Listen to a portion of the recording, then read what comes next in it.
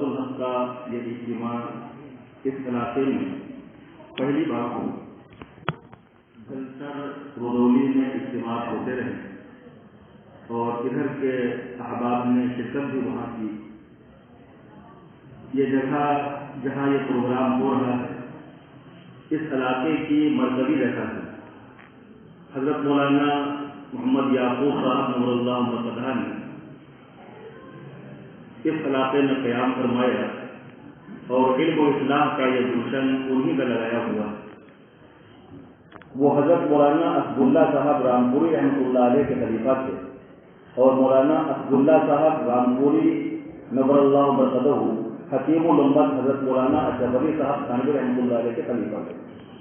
یہ سلسلہ ہے حضرت تھانوی رحمۃ اللہ علیہ سے اس زمین کا اور مولانا یعقوب صاحب رحمۃ اللہ علیہ کا. اس علاقے میں بے انتہا ان کا فیض ہے. بہت سے علماء بہت سے حفاظ یہیں کے پڑھے ہوئے ہیں. اللہ رب العزت اس جگہ کو آباد رکھے اور یہاں کے فیض کو عام اور تام فرمائے. ان کے بچے خاص طور پر عابد اللہ صاحب اور احمد اللہ صاحب ان حضرات سے بات ہوئی اور یہ اور مولانا احتشام صاحب یہ حضرات ہر دو ہی گئے. حضرت مولانا عبدال الرحمان صاحب دامت برکاتہم جو اس نظام کے روح روان ان سے مشورہ کیا, ان کو دعوت ہوئی تو حضرت نے ان سے کہا کہ کام تم لوگ شروع کرو, انشاءاللہ موقع ہوگا تو کبھی ہم بھی آگے ہوں گے. حضرت مولانا عبد السبحان صاحب دامت برکاتہم جن کا بیان ہم لوگوں نے سنا, یہ حضرت مولانا علی میاں صاحب نبی نور اللہ مرتضیٰ کے لوگوں میں ہیں اور انتہائی معتبر مستند اور باخیر عالم دین. اور ان حضرات کا تو چہرہ دیکھنا بھی عبادت ہے کہ جائے کہ بہت تفصیل کے ساتھ ہم لوگوں کو درس قرآن سننے کا موقع ملا. اللہ رب العزت حضرت کی عمر کو دراز فرمائے, ان کے خیر کو عام فرمائے اور ہم لوگوں کو مزید استفادہ کرنے کی توفیق عطا فرمائے. ایک بیان دعوت الحق کے اجتماعات میں پانچوں دین کے 5 شعبوں عقائد, عبادات, معاملات, معاشرت اور اخلاق ان 5 شعبوں پر بیانات ہوئے. ابھی 4 شعبوں پر بیانات ہو گئے ہیں, معاشرت پر بیان باقی ہے. بس چند منٹ یہ کیونکہ مختصر وقت میں اجتماع کیا گیا ماحول لے کر کے تاکہ سارے پہلو سب لوگوں کے سامنے آ جائیں. جو بھی تنظیمیں کام کر رہی ہیں تمام کی تمام تنظیمیں مفید کام کر رہی ہیں اور امت کے لیے وہ کام ضروری ہے. ہر تنظیم کے اور نظام کے اپنے خاص یہ نشانے ہوتے ہیں, ہدف ہوتے ہیں. دعوت الحق میں جو 5 شعبوں پر بیانات کیے جاتے ہیں جسے عقائد کہ اللہ رب العزت کو ایک ماننا اور اللہ رب العزت کا استحضار رکھنا, ہمیشہ محبت اللہ رب العزت سے کرنا اور نفرت اللہ کی بنیاد سے کرنا, یہ تمام چیزیں عقائد ہیں. دعوت الحق کا جب اجتماع ہوتا ہے تو اس میں دونوں پہلوؤں پر بیان ہوتا ہے کہ عقیدے میں رکھنے والا عقیدہ کیا ہے, کیا ہمیں ماننا چاہیے اور کیا ہمیں نہیں ماننا چاہیے. یا عبادات کے اوپر بیان ہوا, نماز, روزہ, حج, زکات, قربانی وغیرہ, تو کیا ہمیں کرنا چاہیے اور کون سی چیزیں کون سی خرابیاں پیدا ہو گئی ہیں, ان خرابیوں کو ہمیں دور کرنا چاہیے. معاملات ہیں, معاشرت ہیں اور اخلاق, اسی پہلو سے بیانات ہوتے ہیں. معاشرت کا چونکہ حکم ہے اور وہ نظام میں داخل ہے, اس لیے ہم چند باتیں آپ کے سامنے پیش کریں. جو آیت ہم نے آپ کے سامنے تلاوت کی ہے اس آیت میں اللہ رب العزت نے اپنے پیغمبر کے ذریعے اعلان فرمایا, اے پیغمبر آپ اعلان کر دیجیے ان کنتم تحبون اللہ, اگر تم لوگوں کو اللہ سے محبت ہے, فاتبعونی یحببکم اللہ, تو میری اطاعت کرو, پیغمبر کی اطاعت کرو, اللہ رب العزت تمہیں خود اپنا محبوب بنائے. انسان کے پاس جو کچھ بھی ہے, انسان کا وجود, اس کی صلاحیتیں, اس کی تمام توانائی, اس کا گرد و پیش, جو کچھ بھی ہمارے پاس ہے وہ سب اللہ رب العزت کا عطیہ ہے. وقت زیادہ ہو گیا ہے, بس مختصر طور پر بات کر کے اپنی بات ختم کرتے ہیں. انشاءاللہ ہمیں اس بات کا احساس ہے جو کچھ بھی انسان کسی بھی چیز کا کوئی بدلہ نہیں دے سکتا ہے. ہم گیس لیتے ہیں دوسرے انسانوں سے, اس کا پیمنٹ کرنا پڑتا ہے. بجلی ہم حاصل کرتے ہیں پیدل کرنا پڑتا ہے، لیکن سورج کو اللہ رب العزت نے حرارت کے لیے اور روشنی کے لیے عطا فرمایا ہوا ہے، ان کا کوئی بھی دل نہیں آتا۔ ایک معمولی ڈاکٹر سے دانت میں تکلیف ہو جاتی ہے اور ہم ان کے پاس جاتے ہیں تو ہم سے وہ فیس لیتا ہے، لیکن جس ذات نے دانتوں کی نعمت عطا فرمائی ہے کبھی بھی ہم کو اس کی فیس نہیں ادا کرنی ہے۔ اللہ رب العزت ہم سے کیا چاہتا ہے؟ اللہ رب العزت ہم سے یہی چاہتا ہے، قل ان کنتم تحبون اللہ، اللہ رب العزت یہ چاہتا ہے کہ تم اپنے دل اور دماغ میں خدا کے علاوہ کسی کو نہ بتاؤ، اپنی محبت کے جذبات ان کو اللہ رب العزت کے لیے محفوظ رکھنا، ان کو ادھر ادھر نہ بچنا۔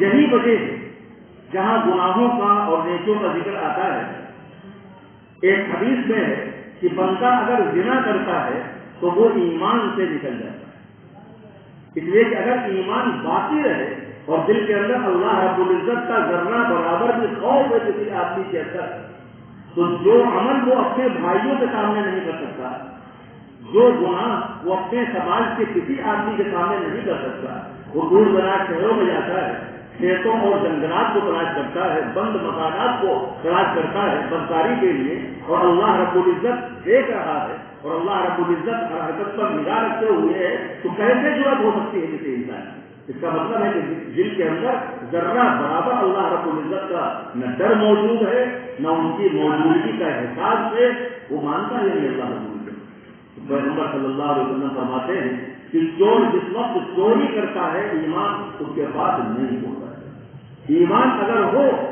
تو چور آدمی مان والے سے بھی چھپ کر چوری کرتا ہے اور سماج کے دوسرے لوگوں سے بھی چھپ کر چوری کرتا ہے، اور اگر معلوم ہو کہ کیمرہ لگا ہوا ہے تو کیمرے کی نگاہ سے بچ کر بھی وہ چوری کرتا ہے، اس لیے کہ اپنی عزت کا اسے خوف ہے۔ تو پھر اگر اللہ رب العزت کی موجودگی کا اس کو احساس ہے تو کیسے ممکن ہے کسی آدمی کے لیے کہ وہ اللہ کے ہوتے ہوئے اور اس کو چوری کرے؟ اس کا مطلب یہ ہے کہ ایمان اس کے پاس نہیں ہوتا ہے۔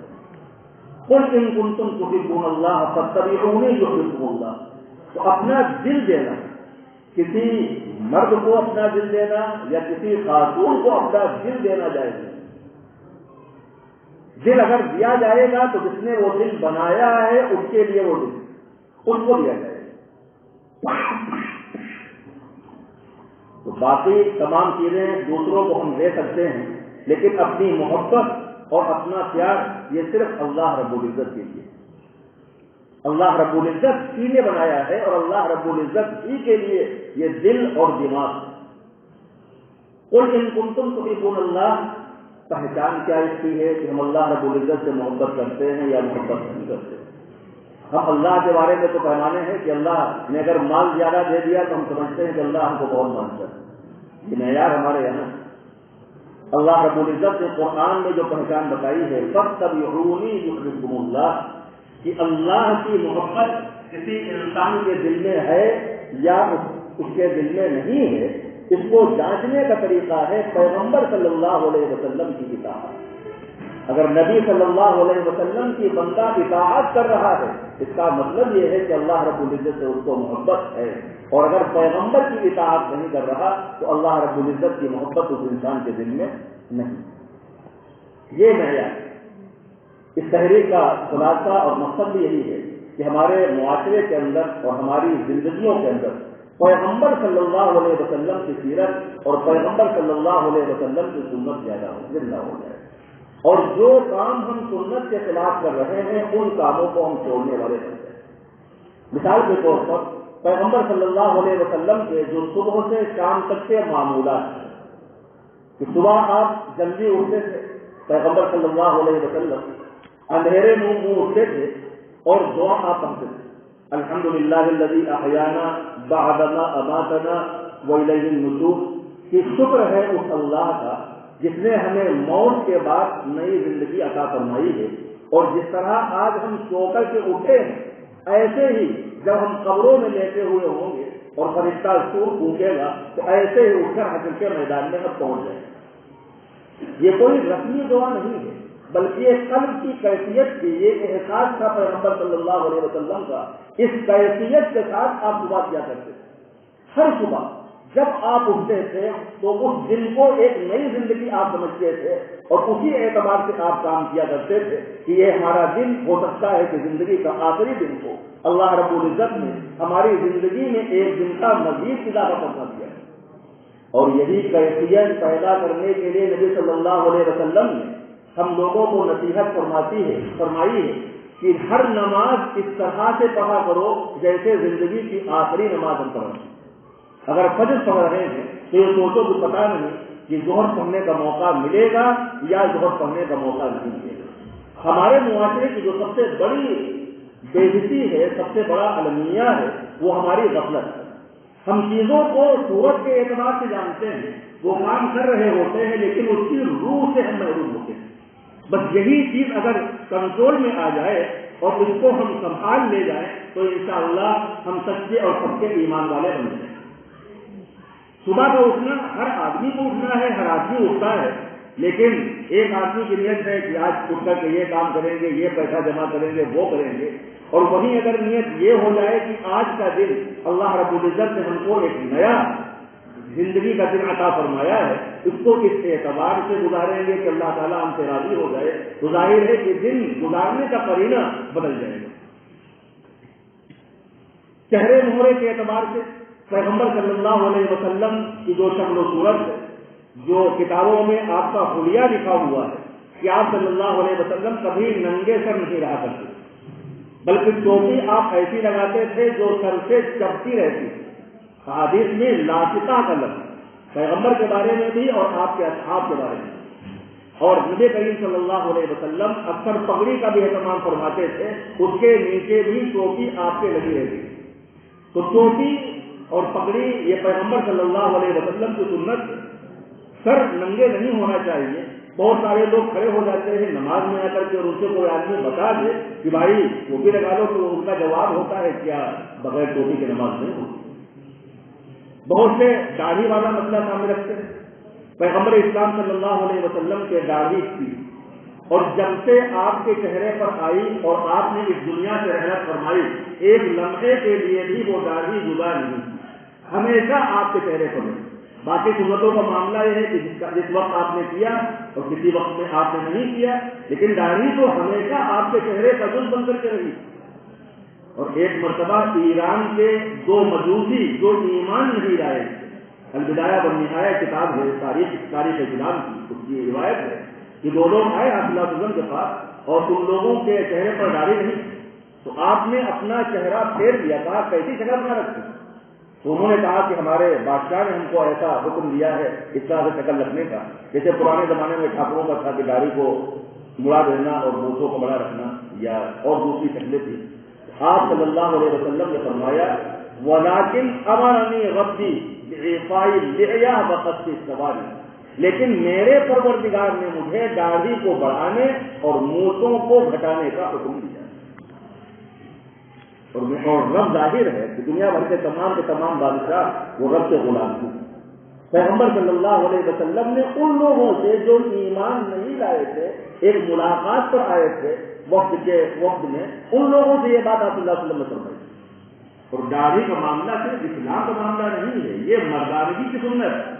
کسی بھی زمانے میں اور کسی بھی دور میں ایسا نہیں، یہ مردانگی کی علامت ہے. جیسے سر پر چوٹی اور بالوں کا ہونا یہ نسوانیت کی علامت ہے.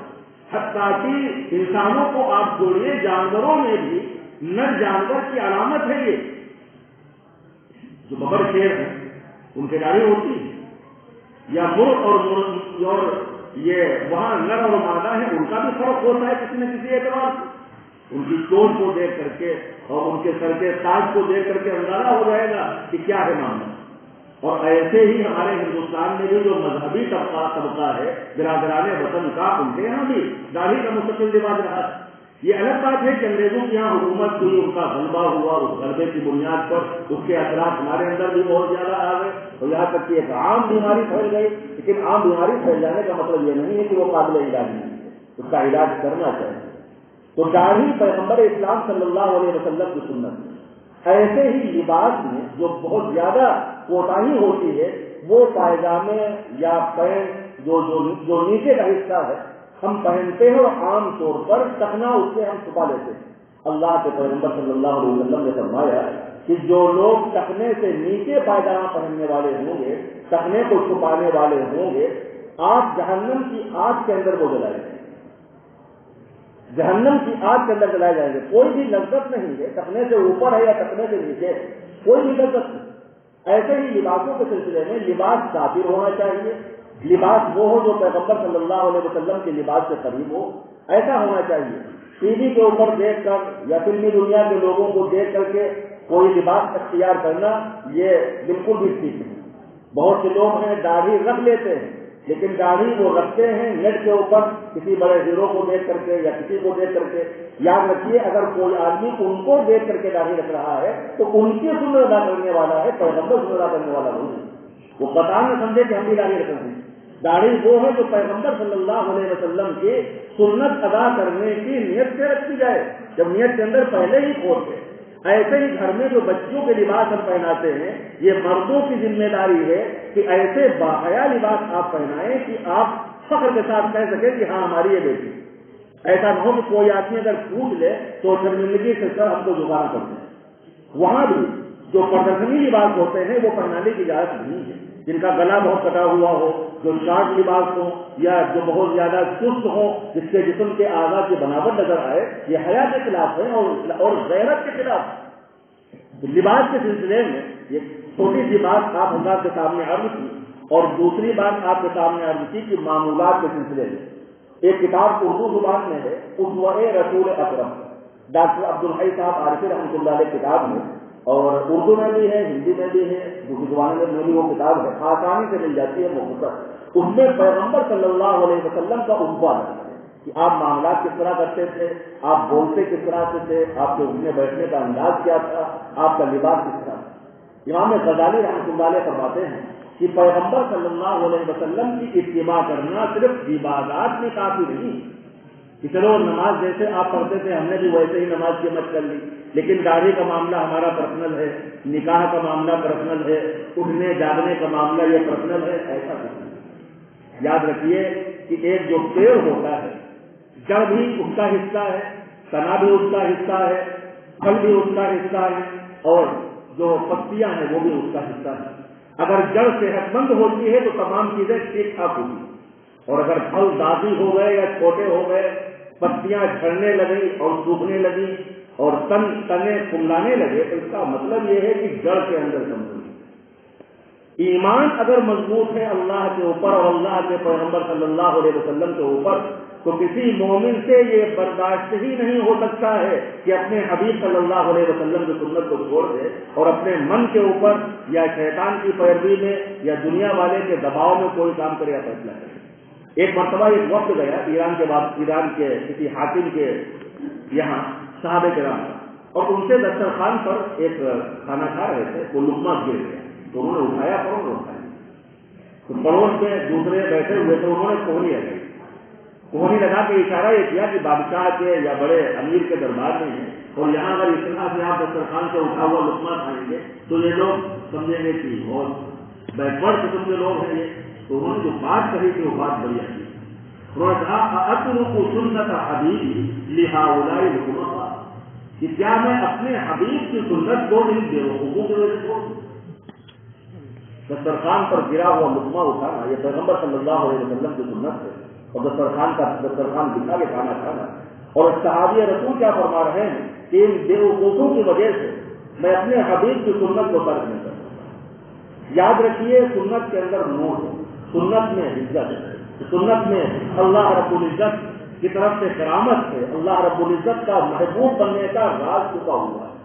قرآن کی جو آیت آپ کے سامنے پڑھی ہے وہ آیت یہ ہے فاتبعونی یحببکم اللہ، کہ اگر تم لوگوں کو اللہ سے محبت ہے تو پیغمبر کی پیروی کرو، پھر اللہ تعالیٰ تم کو خود اپنا محبوب بنا لے گا۔ کیا ہم لوگ نہیں چاہتے ہیں کہ اللہ سے محبوب بن جائے؟ لوگ برسوں ہزاروں سال تڑپتے رہے اللہ رب العزت کی محبوبیت حاصل کرنے کے لیے، کیسے کیسے یہ محنتیں اور دفاقتیاں کرتے ہیں۔ ایک انسان جب دوسرے انسان پر فدا ہو جاتا ہے اس کی کسی ادا کے اوپر، ان کا فین بن جاتا ہے، تو کیا کیا کرتا ہے اس کے لیے؟ کیا کیا نہیں کرتا ہے، اپنی عزت، اپنی دولت، اپنی شہرت سب ہاتھ کے اندر ملا دیتا ہے. اور یہاں اللہ رب العزت جو حسن کا مرکز ہے، جو حسن کا خالق ہے، جہاں تمام کے تمام کمالات وہیں سے اٹھتے ہیں اور وہیں پر ختم ہوتے ہیں، وہ ذات جس سے سب کچھ ملنا ہم کو ہے، اور اگر کچھ ہمارا جا رہا ہے تو اسی کے اشارے کے اوپر جا رہا ہے. ایسی ذات فرما رہی ہے کہ تم پیغمبر صلی اللہ علیہ وسلم کی پیروی کرو، اللہ رب العزت تمہیں خود اپنا محبوب بنا دے. بہرحال وقت زیادہ ہو گیا ہے، یہ پروگرام یہاں رکھا گیا ہے اور انشاءاللہ ان حضرات کا ارادہ یہ ہے کہ ہر مہینے اس طرح کا پروگرام یہاں ہوا کرے گا. ہر مہینے کے ہر مہینے کے آخری اتوار کو اسی طرح پروگرام انشاءاللہ ہوا کرے گا. اور مقصد پروگرام کا یہ ہے، جو لوگ کر رہے ہیں ان کے لیے، جو شریک ہو رہے ہیں ان کے لیے. اصل مقصود کیا ہے؟ اصل مقصود یہ ہے کہ ہماری اپنی اصلاح ہو جائے. حکیم الامت ثانی فرماتے تھے کہ دیکھیے دینی کام کا اور دین کا مقصود کیا ہے؟ مقصود دو ہے، اصلاح حال اور اصلاح معاملات. کہ ہماری حالت درست ہو جائے، جو پیغمبر صلی اللہ علیہ وسلم کی سنت سے پٹری سے ہٹ چکی ہے وہ بھی پٹری کے اوپر آ جائے، اور ہماری زندگی کے معاملات سمجھ جائیں. ہم کاروبار کر رہے ہیں، ہم کوئی بھی کام کر رہے ہیں، تو ہمارے تمام کے تمام کام وہ سنت رسول کے مطابق ہو جائیں. یہی خدا ہے. انشاءاللہ سب لوگوں سے گزارش ہے کہ صحیح ہونے کی کوشش بھی کریں. اور بہت سے وہ لوگ ہیں کہ اللہ کے پیغمبر صلی اللہ علیہ وسلم نے فرمایا کہ جو بات تمہارے کانوں تک پہنچ جائے اس بات کو دوسروں تک پہنچاؤ. جسے گھر میں بیوی ہیں، بچے ہیں، اتنی خدمت کرتے ہیں وہ لوگ، ان کا پہلا حق بنتا ہے کہ جو بات سننے کا ہمیں باہر موقع مل جائے تو ان کو پہنچائیں.